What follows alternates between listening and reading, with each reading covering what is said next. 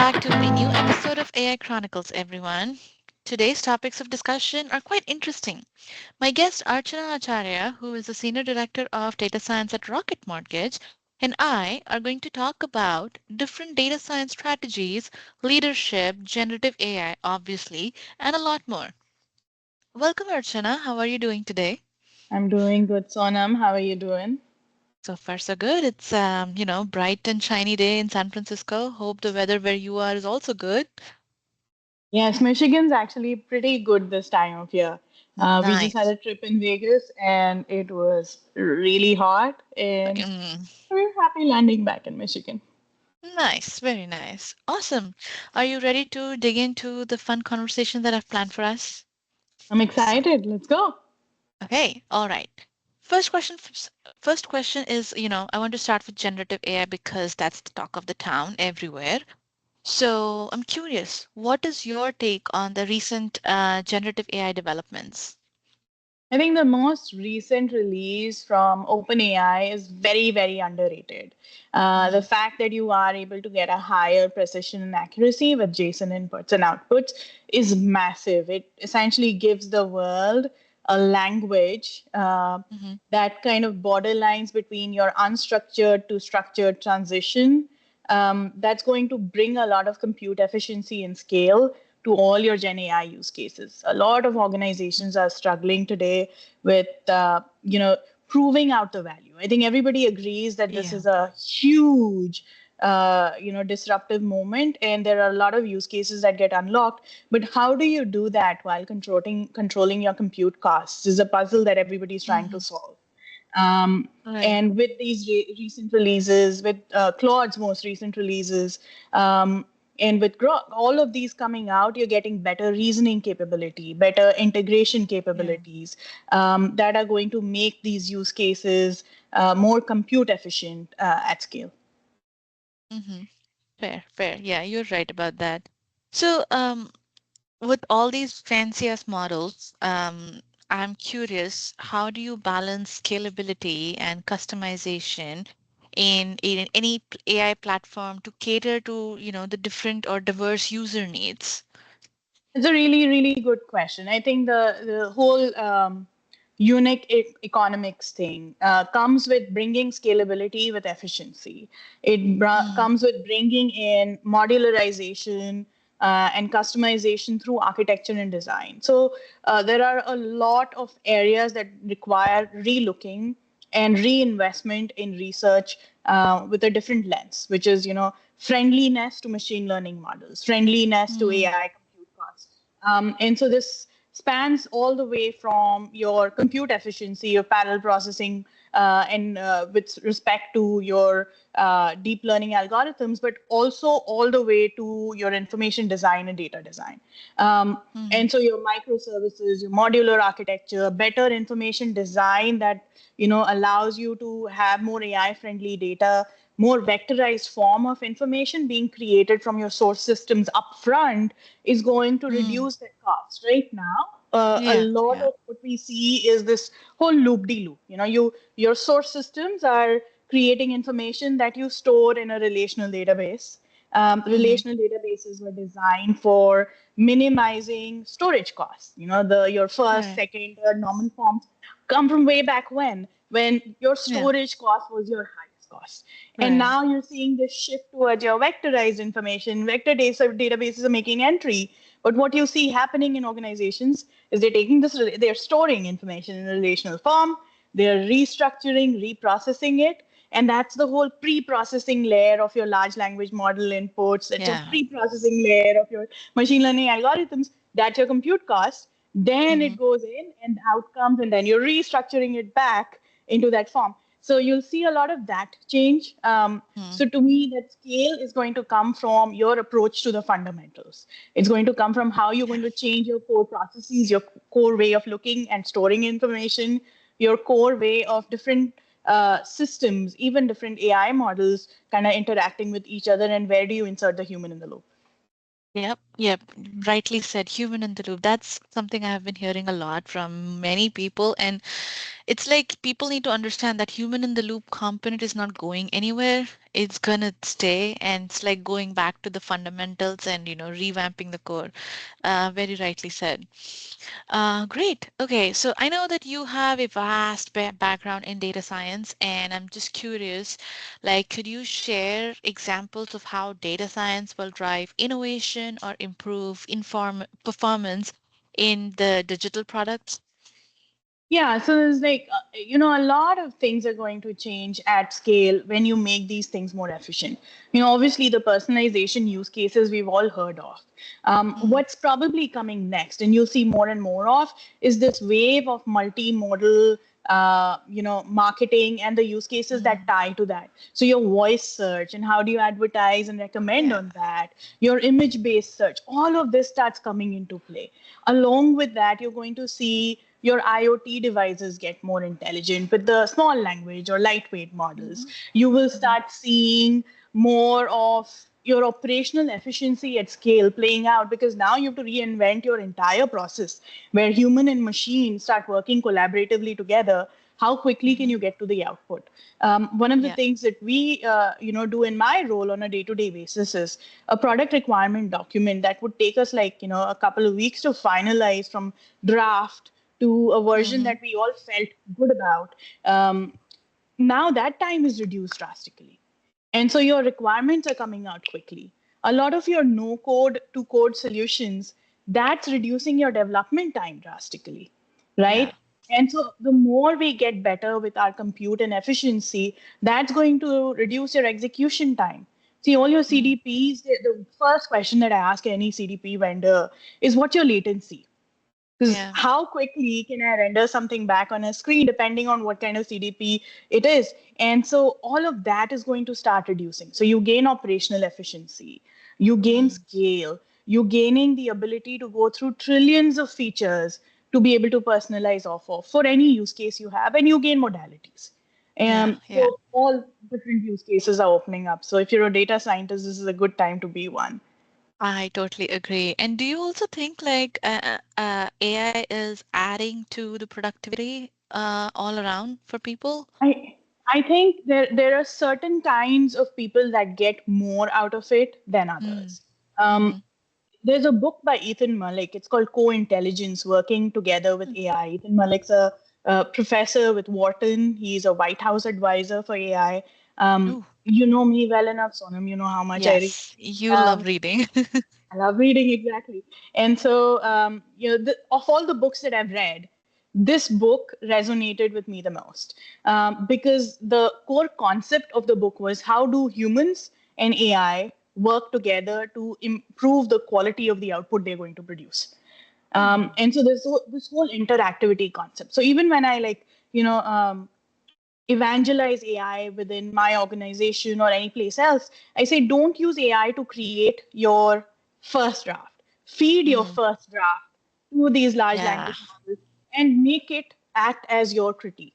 And you Yeah. critique the output it gives you back. And so that Yes. cycle of critiquing each other's output, Mm, that gets you to work together. Just like, you and I would work together on yeah. a deliverable and you'd be like, Archana, I like this about what you did, but this is what I think we need to Yeah. add. And I do something very similar as we keep going back and forth. Yeah. And so that I think makes a huge difference. There was a study by BCG in 2022 2023 that involved somewhere around 756 odd consultants.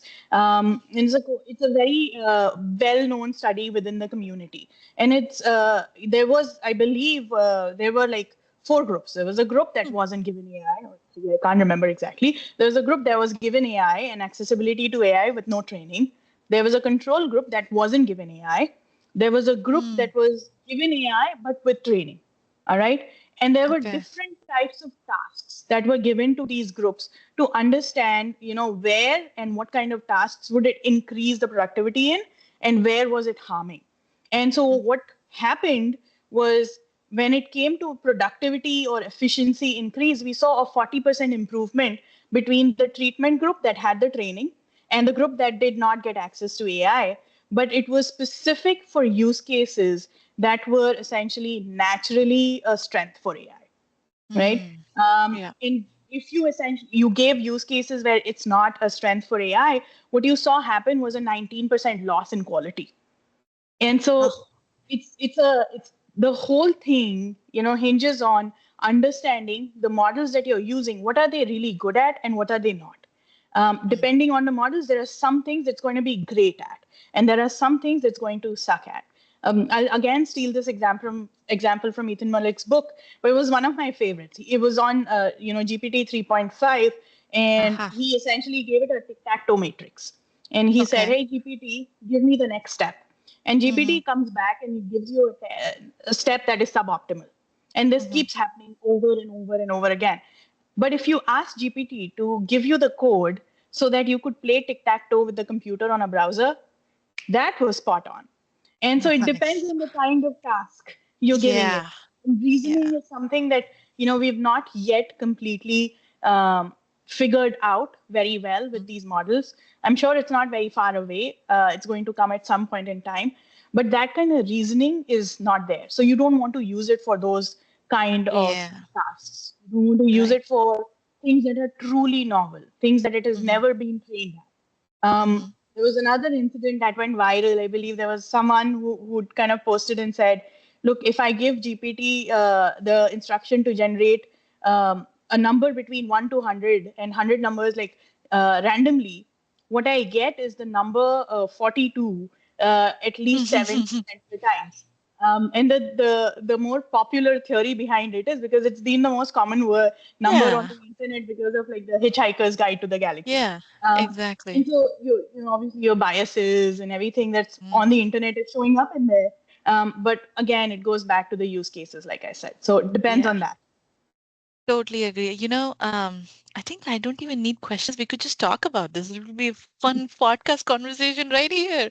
Random No, facts but from Archana, sure. no, I totally agree with that because just I think 2 days ago I wrote a blog on AI in productivity and how I use these systems for being more productive. And the example that you gave about how the bot can be critic to what you write to your first draft, and you go back and forth. I do exactly that. Like when I was writing my research papers, I would give it like, okay, this is what I've written. These are my ideas. Tell me what's missing and tell me what you think. And man, that actually sparked some more ideas. So, using it as a research assistant or just like assistant, I think that's like very beneficial for many people. Yeah, totally can resonate with that. And I'm gonna definitely order that book that you said, Ethan Malik's. Got it. Co-intelligence, is that the book? Yes, co-intelligence. Noted, noted, noted. Awesome. Okay. Don't want to stop this conversation, but I should cover the questions too because they are also very Absolutely. interesting. Okay, all right. So going back to my questions. Curious, in what ways are the data science applications enhancing your growth marketing strategies? So, I mean, I already gave you one example. I think the Hmm. modality of searches, as Modality. that's going to change, you're going to see a lot more change as a result. Um, your whole system of, in machine learning for pattern detection or causal inference with Bayesian modeling, all of that coming in with some sort of a auto experimentation platform that also Hmm. does the simulation for you to play out what the results could look like before you actually go out and run the experiments. That's something that I think is an incredibly interesting play that I expect to see coming. Customer journey analysis is going to change. Like I said, micro personalization, hyper personalization, micro segmentation with like multitudes of features. Hmm. Um, you've got so many things that you could play around with now at scale. It's quite exciting. I Um, agree. you Yeah, like yeah. content optimization, dynamic pricing, just so much. It's a playground. Right, right. And you have like so many options of these models and tools that you can play with, and just later maybe just compare what model does better, as you mentioned, like the use case. Yeah, that's totally good. And I think I recently started using Perplexity AI. I don't know if you've I used it. love Perplexity. Jeez, it's so cool. And it's all the citations. It comes up with all the suggested images and videos. I'm like, this is good. Is it Yeah, giving yeah. it is really good. Like Yeah. there is, however, like not sleeping on the wheel sort of a thing Hmm. that I employ the challenge is because once you do the validation a couple of times, you start Yeah. getting used to it. And then you're like, okay, maybe this one time around I can skip Mhm. doing my validation checks. And I'll be honest, I've had those days where I've like skipped doing my validation checks, Yeah. but I have to remind myself from time to time and say, no, you better double check this thing. Yeah, yeah, I've been through that too. Yes. I'd have to Yeah. be very active, like, no, no, no, double check, double check. Yeah, and Yeah. I think, Sonam, the key to that lies in understanding what underlying models they are using and what is it naturally good at and what is it not. And where Mhm. do you see a higher rate of inaccuracy? Where do you see a higher rate of hallucination kind of playing out?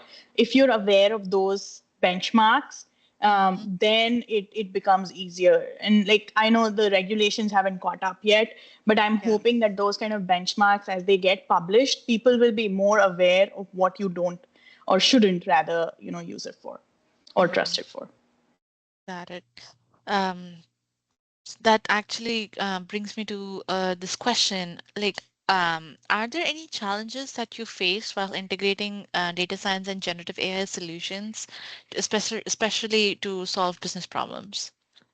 Yeah, so the most classic use case that I've seen play out at like not one but many organizations now is you've got your chatbot and you've got a system and you're trying to like link it up in a change of command type Mm, setup, and it goes back to that compute cost and like mm, proving out the value at scale with that increased cost. And like I said, the answer to me has lied in making sure that these source systems, they're generating information that is machine learning ready, and the yeah. more we can do that, the more you draw a straight line versus your loop de loops, the easier it starts to get to prove out the value.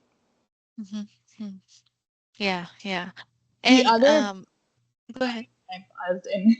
The other biggest thing that I saw very early on was the lack of a focus on the foundation.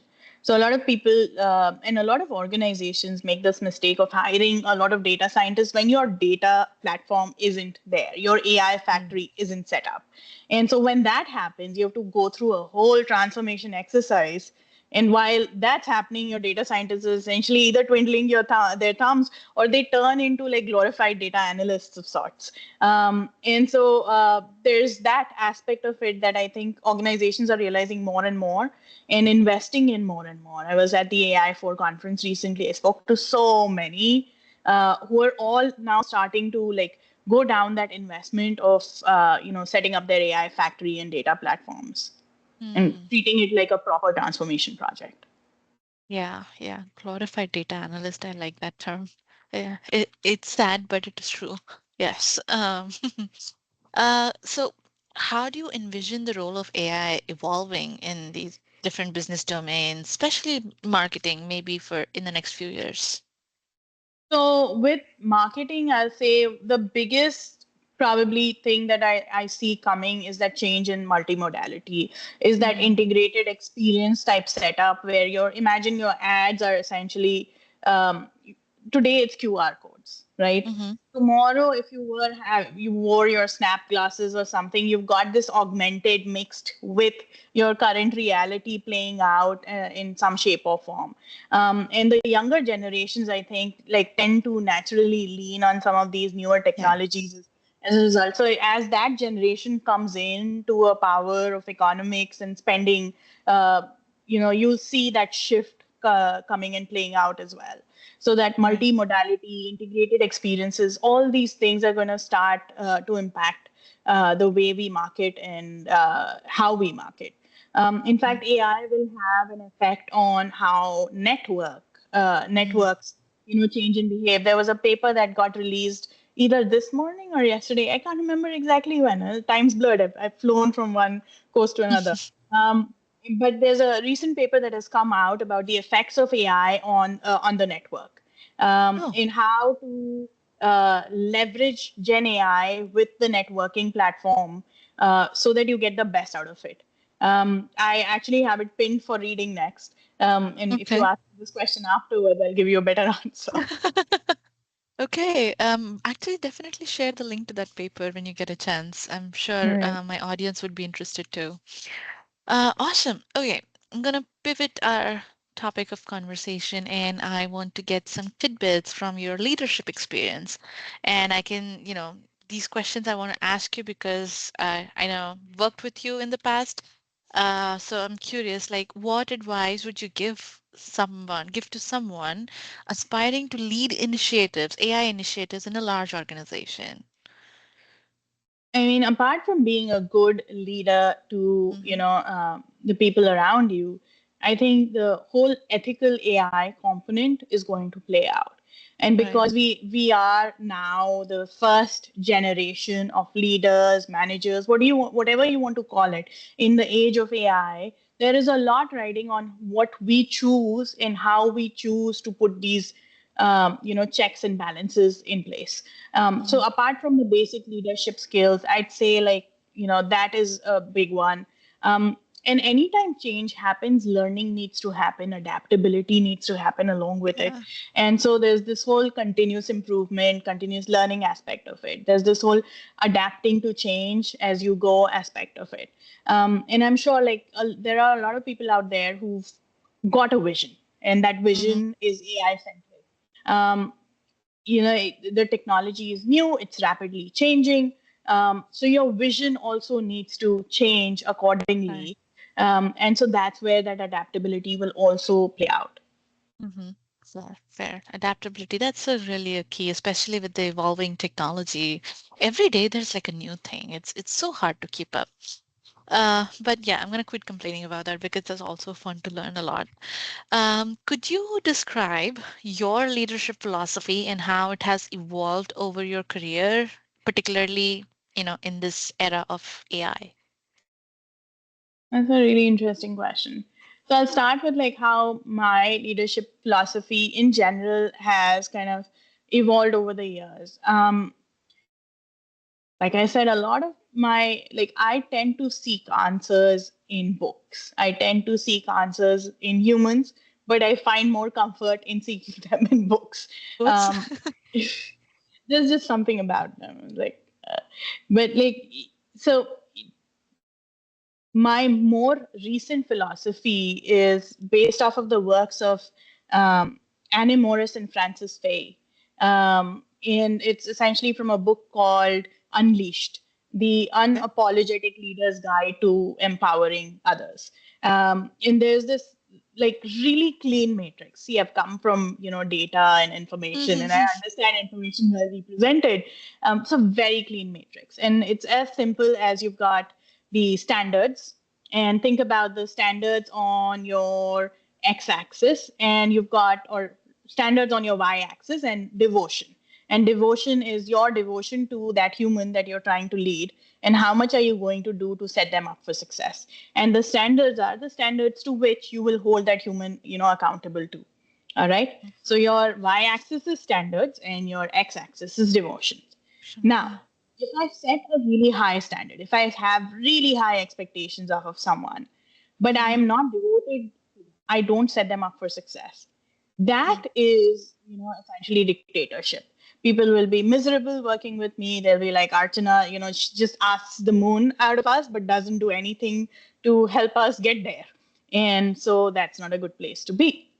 Mm-hmm. If I don't set a high enough standard, and if I don't set them up for success, that's just me ignoring. I mean, that person can, not Yeah. exist and I wouldn't care, right? So that's also not good leadership. Now, if I don't set any, set them, if I set them up for success, but don't set a high enough standards, that's like me spoiling my child. That's fidelity, right? Mm-hmm. That's like me giving, someone everything they want, but I'm not holding them accountable for Yeah. improvement. I'm not holding Right. them accountable to higher quality deliverables. And so they whatever they give me, I take it and I say great, right? Justice is when I do everything I can as a leader to set them up for success while also holding them accountable to higher standards. And so Mm-hmm. that over the years has become like core to my philosophy of leading anyone. And it's not just core to my philosophy of leading, it's core to my philosophy of interacting with anyone and giving Mm-hmm. anyone. Right? So if you're in a meeting with me, you need to get my attention, right? So Mm-hmm. I need to be there, I need to be present. You also need to get value out of that interaction with me. Right. Otherwise, why should we interact?